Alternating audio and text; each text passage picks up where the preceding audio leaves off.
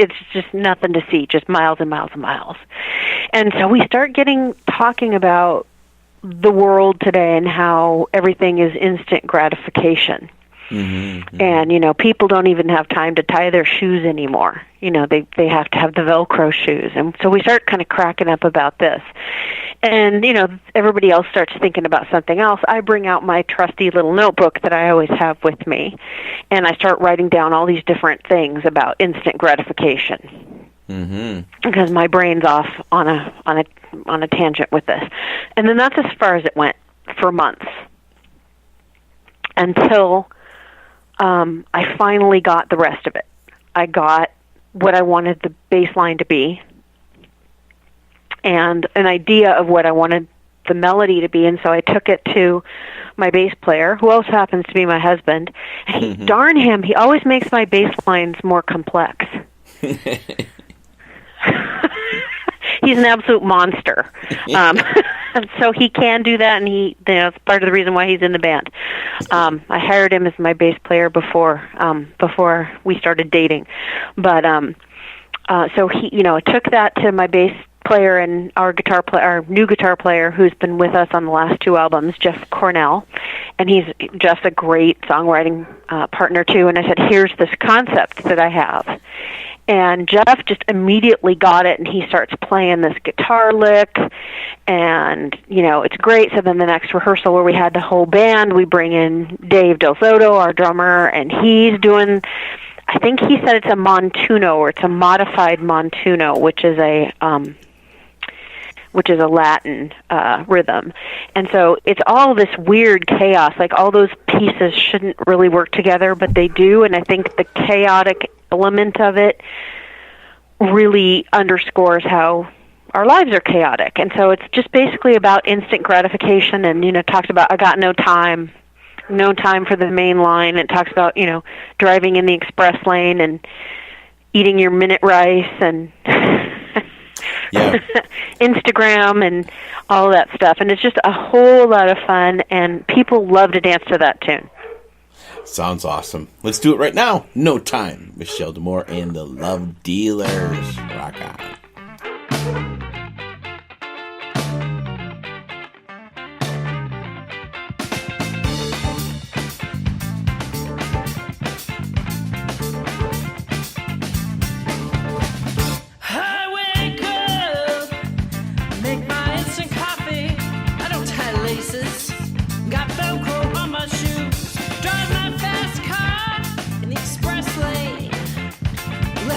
Those slow driving fools. Got no time for the main line. I got no time for the main line. My rice is ready in a minute. I go shopping on high-speed internet. I get packages, overnight delivery.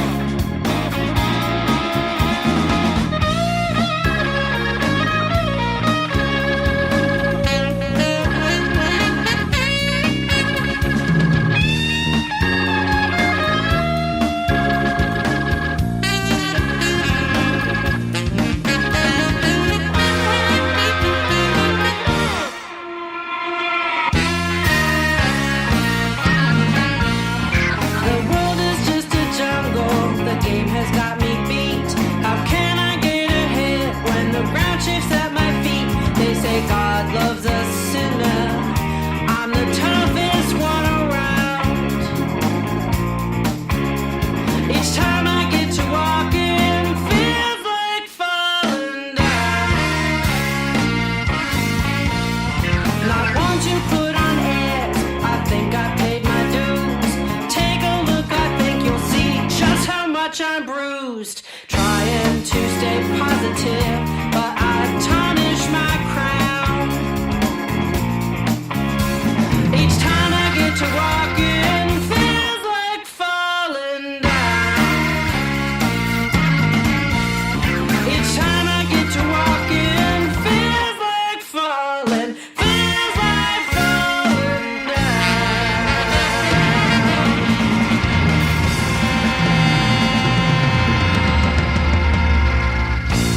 There it is, off the Wiggle Room. I love that guitar player. That's a jam. I think they all are. Thank you.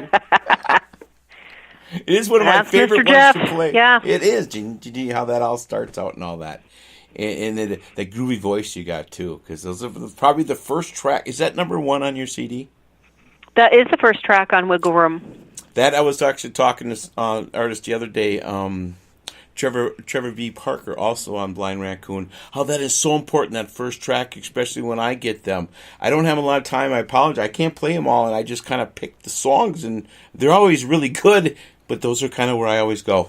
The first couple, is that kind of how that works on your albums and CDs? You play it more on top? Or is not true? There's a deliberate, there's deliberate discussion about what should be the first few, yeah. Yeah. Particularly, and what the flow should be, yeah. Yeah, because always that catch you. And I guess I kind of do the same thing when I start off my show a little bit, one that people can catch it. So, anyways, yeah, that is off of Wiggle Room and The Future and Little Elf on the Shelf, I heard. Huh? What's going to go on with that? Yeah, so we decided to do a little 1-2 punch for this year. So we will start rehearsing in a couple weeks and start recording. We're planning a Christmas album, and I'm not sure what it's going to be called yet. Sometimes when you're recording an album, actually it happens very frequently with us. What you think might be the title or what you think might be the title track changes because one song just really stands out, and so that's what you want to go with. Uh-huh. But yes, so it's going to be in that same kind of jazzy blues kind of vein, but it will have, I think I wrote 7 or 8 originals for that, and the reason I'm hesitating on how many is because I was writing a couple of, I wrote the Heart of Memphis song, and I was writing that at the same time I was writing a bunch of the tunes for the Christmas album. So there's a cute little song that I wrote about Elf on the Shelf, because I don't know about you, but I think he's creepy. and you can't touch him. Do you know you can't touch the Elf on the Shelf? Yeah, and you know, like as a little kid, how creepy would that be that there's some dude spying on you? I got a story. You know, I got a story. Yeah, so that's kind of the point of view of that song. Yeah, you can't touch the Elf on the Shelf, because I got a little story, because I work sub-teach. And that was a couple of years ago, the kids had to make an elf, you know, and I was looking on the smart board, nice little pictures elf. I look, and the guy was in the corner. So I take him off the shelf, and I put him up in the front of the class, and I turn around. There are 2 girls, there are tears coming down. You can't touch the elf on the shelf, Mr. G. He's going to lose his magic. And I'm like, oh, my God. And I right away quickly go, yeah, but I went to Santa Ho-Ho school, and I can do that. And they did it. It was like, maybe you could write that part of your song. I never saw that. I never knew that. You're right. It's a powerful little spell they got on these little kids. That it's like curing because I touched a little guy. Yeah. So my whole thing is it's about the elf in his shelf. He's a little creepy, and the kid's suspicious of the elf's true motives, and so it's a bit of a mystery. It'll be a good little song. And we might do we might throw a couple Christmas classics on there, but we'll put our own spin on them like we do. Ah, nice. And I like that because you got your own Christmas coming up, too. Because, we were mentioning any time of Christmas, that can be something that can last and last and last and create something magic, as the Elf on the Shelf can be. Well, I've talked to a lot of blues DJs, and what they had told me was that they're tired of the same Christmas music all the time. Because there's not a lot of blues Christmas music, and so I said, well, I can write some blues Christmas songs. Right. So I did. Well, Mindy Amour, I think I said her name right with the sax. She had a great CD that I was jamming last year, and that was Betsy and all that good stuff right there too. That was Mindy Amour, yes. That was good stuff. Yeah. Yeah, so and there's another real cute one. It's not necessarily blues, but you might like it. Oh, gosh, I'm trying to remember what the guy's name is. I remember the title of the album is Socks. Jim Capel has a song that last year for Santa, too. I was playing it all the time for him also. Slim Down Santa. And that was another tune that came down the way. Slim Down Santa last year. And I was rocking it for Jim. That was one of my favorite times last year doing an independent show like this, when I could jam all the Christmas tunes. That was so much fun. Oh, yeah, absolutely. So that's the plan. We... Of course, our album, Heart of Memphis, comes out May 24th. We're going to do a CD release party. Then, of course, it'll be summertime, and we'll be doing some touring and performing at festivals. But in the middle of all of that, when it's hot here in Seattle, or at least hot by Seattle standards, we'll be in the studio singing about elves and snow and stuff like that. It'll be fantastic. I really look forward to that time. Keep promoting your fabulous CDs. Thank you, Michele, for coming on the show tonight. I'll tell you what, we're going to end up with the title track, Wiggle Room, which has been